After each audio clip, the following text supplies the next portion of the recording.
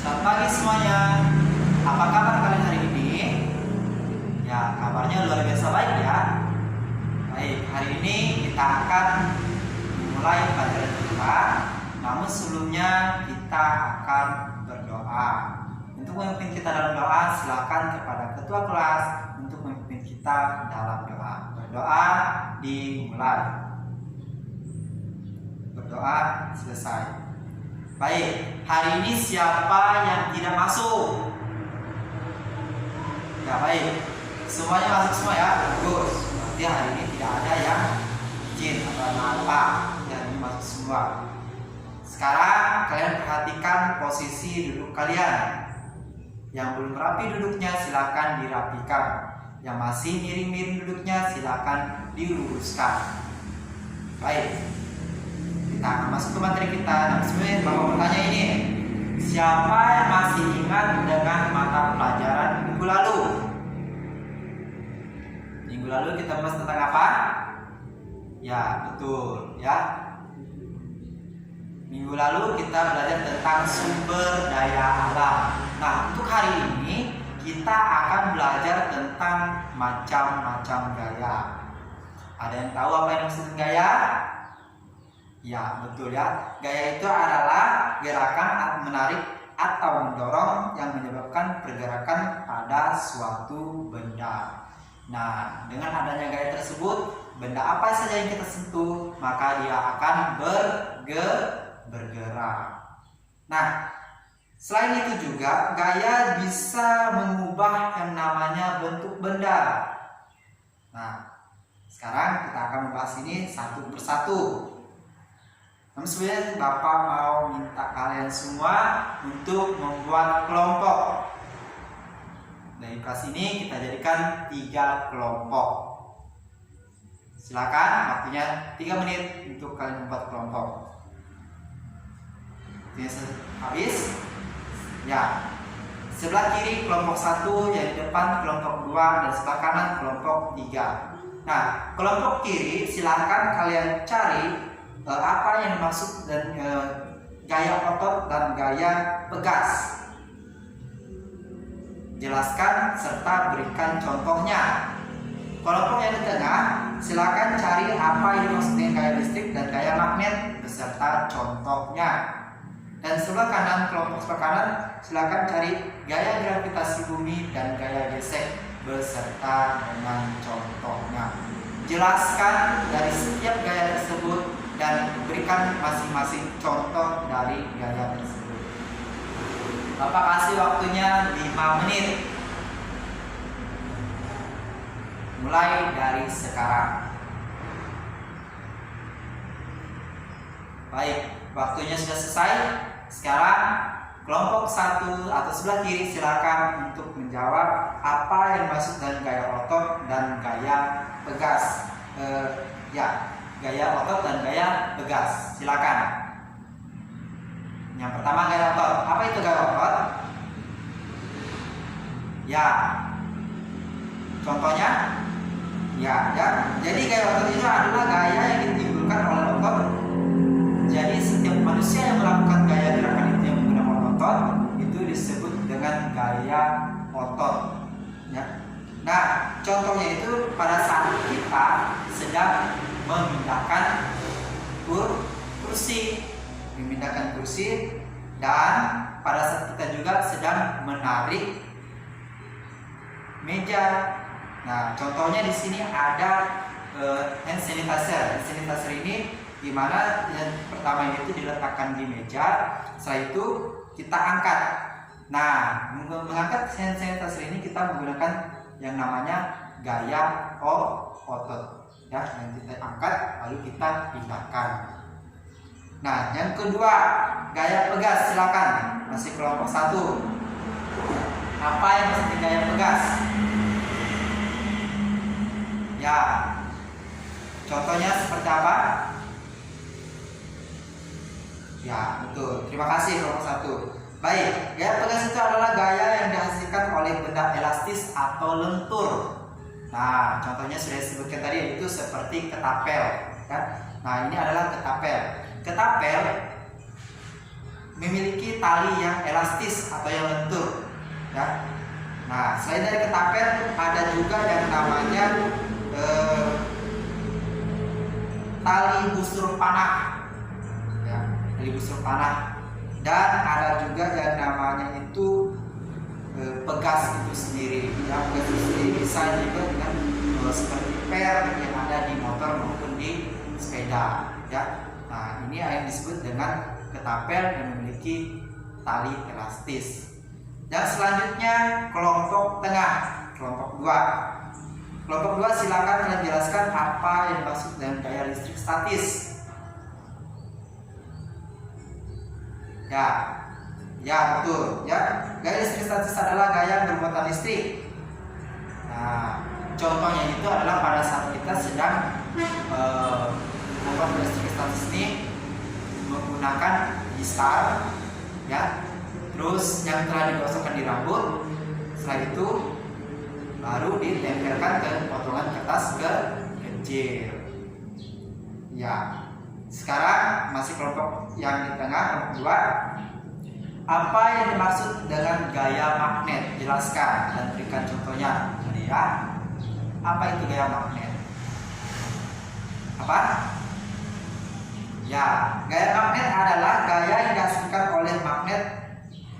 Nah, jadi tahu apa itu gaya magnet? Gaya magnet itu adalah gaya yang dimana yang bisa menarik benda seperti paku dan jarum. Nah, di sini ada paku. Paku ini adalah terbuat dari besi. Nah, magnet bisa menarik paku karena paku itu terbuat dari besi. Nah, sedangkan magnet itu tidak dapat menarik benda seperti plastik dan kertas. Kenapa? Karena plastik dan kertas itu tidak berasal dari besi atau bukan berasal dari besi, ya, atau bentuknya juga tidak dari besi. Baik. Terima kasih kelompok 2. Sekarang kita lanjutkan ke kelompok 3. Silakan kelompok 3 jelaskan apa yang disebut gaya gravitasi dan gaya gesek. Yang pertama, gaya gravitasi. Ya. Bagus, ya. Betul. Gaya gravitasi bumi adalah gaya bumi menarik benda ke bawah. Gaya gravitasi adalah gaya yang menarik semua benda, baik benda hidup maupun benda yang tidak hidup. Nah, seperti contohnya yaitu buah mangga jatuh dari pohonnya. Itu adalah termasuk dari gaya gravitasi bumi. Ya. Karena ada buah mangga jatuh dari pohonnya, kalau sudah matang pasti jatuh di bawah. Ya. Nah, contohnya pada saat ini adalah ada satu buah penghapus. Penghapus jika kita lemparkan ke atas, maka dia akan jatuh ke bawah. Nah, kenapa dia tidak jatuhnya ke atas, atau kenapa dia pada saat kita dilempar ke atas dia tidak melayang ke atas? Kenapa harus jatuh ke bawah? Ya, betul, karena adanya gravitasi bumi. Ya, gravitasi bumi itu memiliki massa pada suatu benda yang ada di sekitarnya. Baik, sekarang lanjutkan ke gaya gesek. Apa yang dimaksud dengan gaya gesek?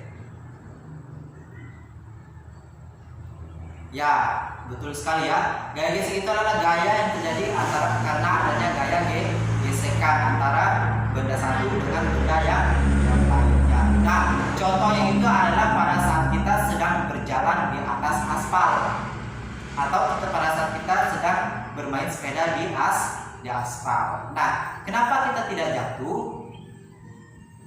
Kalian tahu? Ya, betul Eko. Ya, kita tidak jatuh karena adanya ban sepeda itu bergesekan dengan aspal, sehingga menyebabkan sepeda tidak jatuh ketika dijalankan. Baik, dari presentasi kalian semua tadi, ya, dari ketiga kelompok sudah bagus. Ya. Nah, sampai di sini ada pertanyaan? Baik, kalau tidak ada, jadi kesimpulannya untuk hari ini adalah gaya menyebabkan semua benda bergerak. Jadi setiap benda yang mengenai gaya maka pasti ada terjadinya pergerakan. Ya. Nah, untuk tugas nanti silakan kalian lihat di halaman 37. Di situ ada esai nomor 1 sampai nomor 5. Silakan tugasnya itu dikerjakan per individu, tidak menggunakan kelompok, ya. Kerjakan di rumah. Setiap orang mengerjakannya satu orang satu, jangan berkelompok. Sampai di sini ada yang menanyakan tentang tugas? Baik, kalau tidak ada, kita akan mengakhiri pelajaran kita pada saat pagi hari ini. Kepada Mika, silakan memimpin kita dalam doa. Berdoa dimulai. Berdoa selesai. Ya, terima kasih semuanya. Sampai bertemu minggu depan.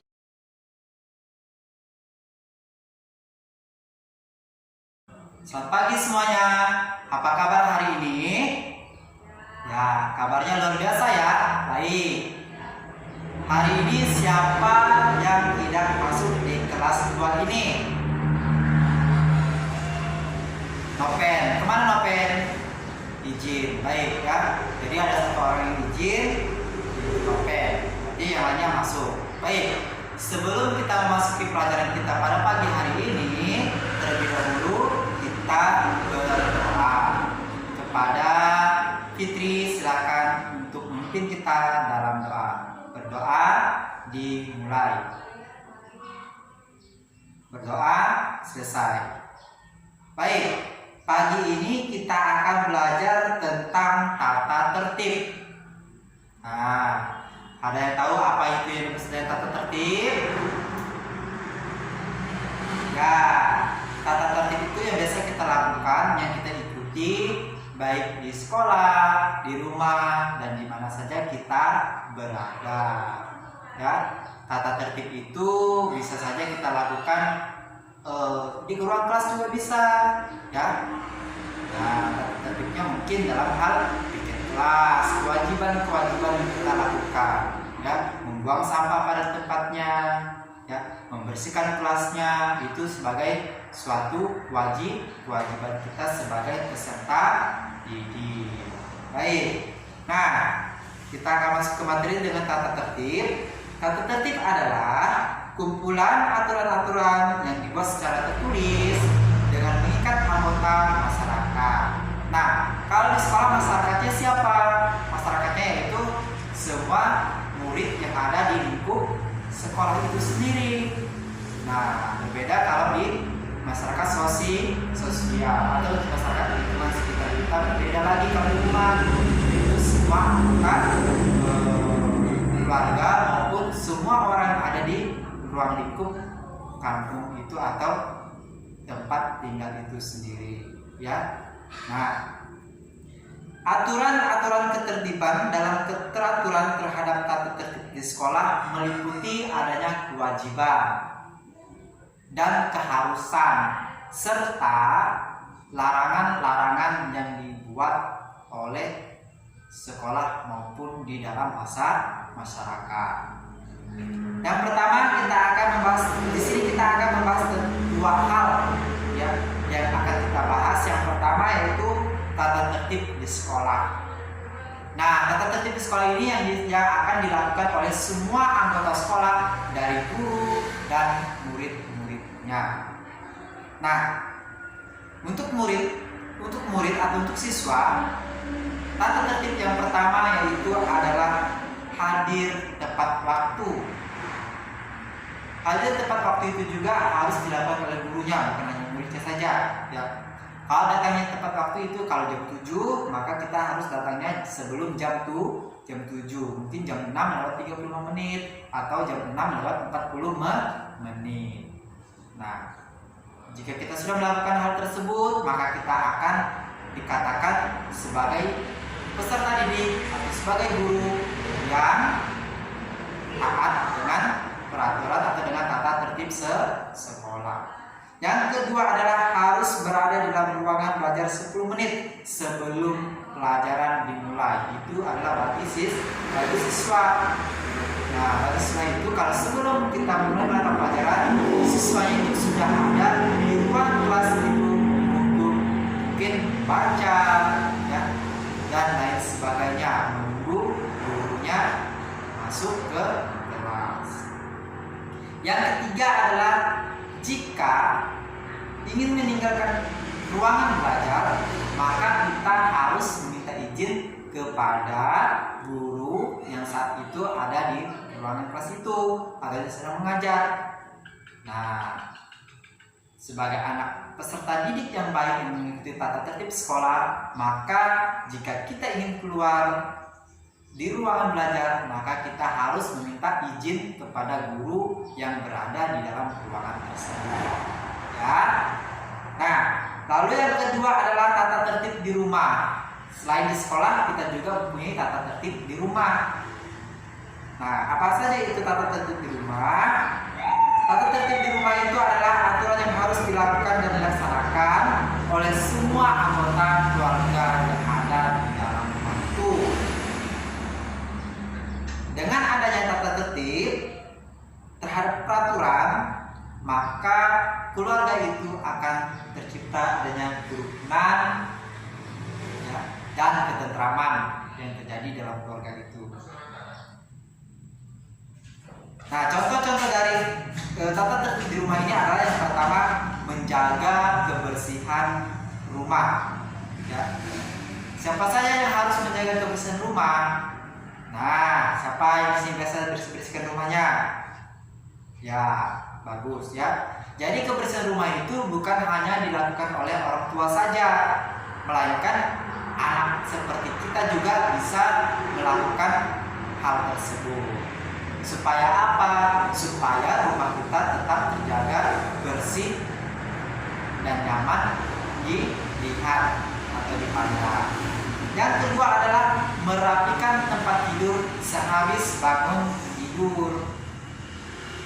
Sebagai anak yang baik, kita akan melakukan hal tersebut. Ya. Tempat tidur kita pada saat bangun tidur, kita harus membersihkannya atau membereskan tempat tidur tersebut. Supaya apa? Supaya terlihat bersih, rapi. Ya. Nah, itu adalah tata tertib yang ada di rumah. Lalu yang ketiga adalah bangun tidur tepat waktu. Sebagai anak yang baik, kita harus tidurnya tidur awal, ya. Bangunnya juga harus awal, ya.